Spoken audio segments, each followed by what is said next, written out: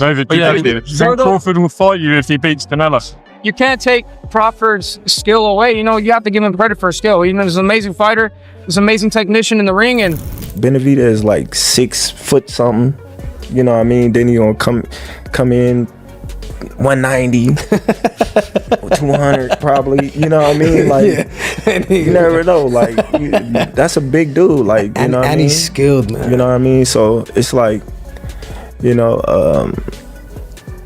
I might as well go to heavyweight if I fight Benavidez. Everyone knew Crawford's motivation wasn't about the paycheck when he went after Canelo. His drive was about cementing his legacy, proving his greatness, and making sure his name stands tall in boxing history. Now, as he continues adding to that legacy, Crawford's camp has their eyes set on the beast at 168 pounds, the fighter fans recognize as the Mexican monster. it's like 64. David, Crawford will fight you if he beats Canelo. Nah, I wouldn't fight Crawford. I'm at 175. If this clash ever takes place, it'll have to happen at super middleweight, the division Benavidez naturally rules. But here's the catch. Crawford has already stepped into 168 and proved he's more than just hanging in there. He's actually excelling. You want to see Bud fight in this era that you think, you know what, that'd be a great fight? Well, I would say Benavidez, but he's too, you know, that weight class is too high for him. So, you know, where he's at now is great. When Crawford faced Canelo, he moved like a bolt of lightning, quick, precise, and elusive, making Canelo miss more often than not. Now imagine that same speed, that same high-level ring intelligence going up against Benavidez, a naturally larger and constantly pressuring fighter. That kind of showdown could shake up the entire boxing landscape. Kamaru, Terence Crawford versus the Mexican monster, David Benavidez. I knew it was coming. He was the mandatory for Canelo. Oh my God. Relax. What's up? The scariest guy in the division. He's not in the division. He said he could still make 168 pounds. The reason why he was up because nobody wants. Turki Alalshik couldn't hide his excitement after Crawford's latest victory, and now he's adding fuel to the fire online. He recently jumped on X with a bold question: can David Benavidez still get down to 168? A not-so-subtle tease that a Crawford versus Benavidez showdown could be in the works. Crawford and Benavidez. He said he wanted that Benavidez to make 168. We just talked to Womack and he was like, nah, we don't want to do that. We Yeah, something else, I just think Benavidez, he's like, what, 6'5", 6 something like that? He's a big dude, bro. But here's the twist. Benavidez doesn't seem too eager to face Crawford. Sound familiar? It's the same story we saw with Canelo. At first, he dismissed the idea of fighting Bud. Then, once a jaw-dropping $150 million was put on the table, it suddenly became the biggest fight of his career. That's the influence of Turki Alalshik. When he waves around that kind of money, hesitation disappears fast. Legacy is important, sure, but when 9-figure offers show up, not interested quickly changes to where do I sign? Posted on social media asking if David Benavidez is still capable of making it down to 168. Now, we're not sure if this little tease that Turki made was targeted as a hint for a future fight between Crawford and Benavidez, or Canelo versus Benavidez. Now here's where things get interesting. After all the chatter about Turki throwing money into the mix, Crawford finally gave us a glimpse of how he views Benavidez. You can sense the respect he has for him, but at the same time, he's pointing out the obvious. Benavidez is practically a heavyweight hiding in a smaller division. Crawford even laughed about it, saying that if he takes this fight, he might as well be stepping in there with the heavyweights. I feel like Bud needs a Benavidez. And then that would mean Benavidez would have to go into a different body and bring himself back down to 68 when he's already getting settled in at 175. That's just Turki trying to pull rank. So Turki trying to show he got a golden arm. You know what I mean? And let's be real, Crawford isn't exaggerating. Benavidez enters the ring looking like he could clear out the cruiserweight division before lunch. But here's the twist. Crawford still sees himself with the upper hand when it comes to speed, precision, and overall skill set. That's the trademark Bud confidence. He'll acknowledge your size and power, but still explain exactly why he believes he can beat you. And honestly, that's what fans love about him. He doesn't run from challenges. He studies them, breaks them down, and treats the fight like a game of chess. 168, when we think about anybody at 168 outside of Canelo, the first name that comes to anybody's mind is David Benavidez.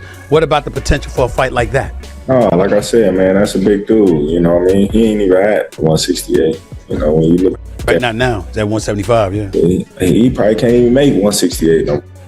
Big opponent, small opponent, it doesn't matter. Crawford believes he's the one controlling the board. And honestly, it's kind of funny. He's staring up at Benavidez like he's a skyscraper, but still joking, "Which floor am I knocking you out on?" Only Bud can make the idea of fighting Goliath sound like business as usual. But just as fans were buzzing over Crawford's take on Benavidez being a giant in disguise, Robert Garcia stepped in with a dose of reality.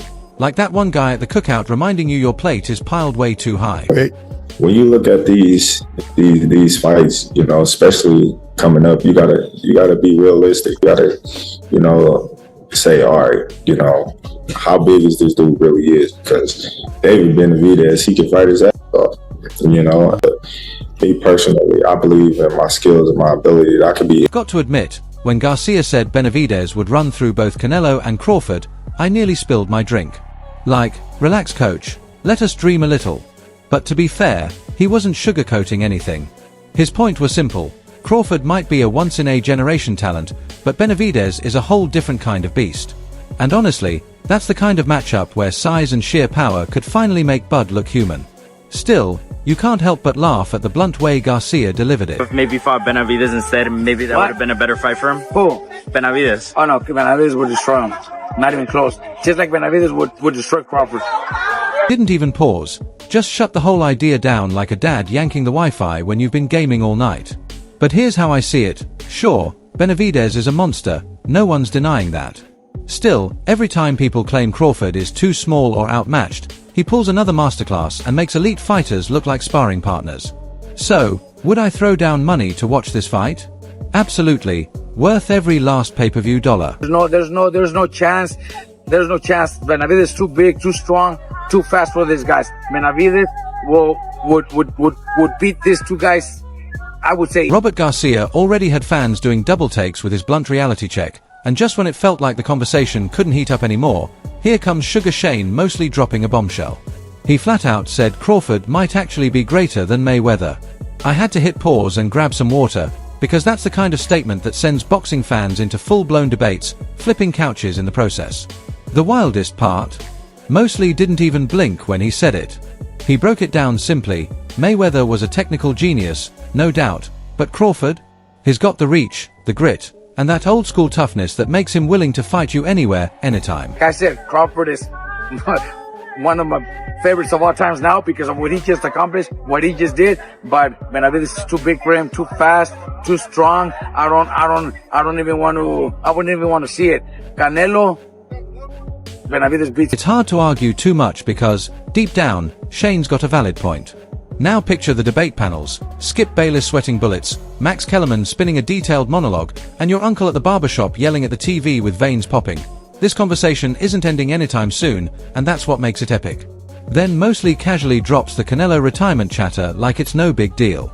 Sure, Canelo's done enough in the ring, maybe it's time to coach the next generation, or even step into a blockbuster fight with someone like Jake Paul for $100 million. The fight, Canelo's like, he's better than Mayweather, so, maybe it was just different because Crawford's arms was all long. His arms are really long, so it's kind of hard to hit him, but no, he did everything, man. He's the man. Only in boxing can a conversation jump from GOAT debates to imagining Canelo schooling Jake Paul just for Netflix clicks. That's the magic of the sport. We're witnessing history unfold live. Crawford showing he's in a league of his own, Mayweather's shadow still hanging over the game, and legends like Mosley calling it straight with a smile. And if Canelo really did step into the ring with Jake Paul, the internet would crash faster than Ticketmaster on a Taylor Swift tour. That's the kind of chaos boxing fans secretly live for, whether we admit it or not. Canelo, do you think he should retire? Yeah, Canelo is more so into training, probably fighters and helping people. Like he already did what he needed to do. There's nothing really more he can do in the sport. Right after Shane mostly dropped that jaw-dropping comment about Crawford possibly being better than Mayweather, Simon Jordan stepped in with some serious accountant vibes, like he'd personally opened the fight purse himself. And he wasn't wrong.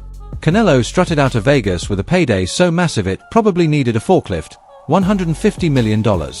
Meanwhile, Crawford, who actually made history in the ring, walked away with $50 million. Don't get me wrong, $50 million is more than enough to buy an island and disappear, but compared to Canelo's haul, it's like Bud brought the masterpiece and Canelo just got paid for the frame. That's boxing in a nutshell. Skills can win the fight, but superstar branding builds the mansion.